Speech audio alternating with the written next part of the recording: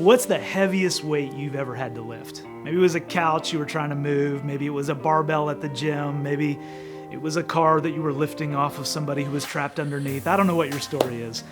I just know this, that for most of us, the heaviest weight we will ever try to lift is something that's happened in our lives where somebody has done us wrong.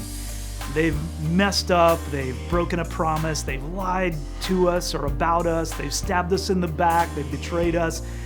And you know the drill. All of us have gone through those moments where people we trusted let us down, and that stuff becomes like a weight in our lives. Here's what I want you to know. There's no workout regime that you can do that is going to give you enough strength to move the weight of the offenses and the betrayals and the difficult moments out of your life on your own. But the good news is you don't have to try to lift that weight on your own. God wants to give you the supernatural strength to begin to move those heavy weights out of your life.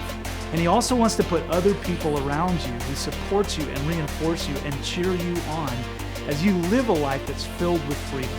So I want to challenge you today. Think about some of those heavy weights in your life. Maybe it's something that happened when you were a kid.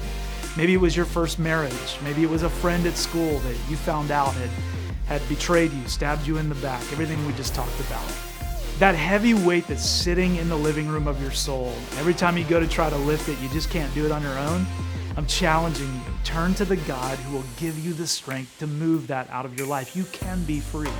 And then turn to a few people around you. You know, when you've got a couch to move, it's always good to have buddies.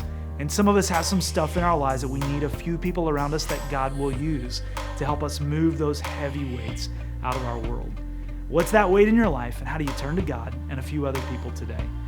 And I want to encourage you as well that if you haven't yet, take a moment and subscribe to this YouTube channel, because that simple little thought that you just heard is part of a larger message, and there are all kinds of them on here that will help you take steps in your spiritual journey and get closer to God and closer to the people around you. Have a great day and enjoy the journey. Thanks so much for tuning in to Thought in 3.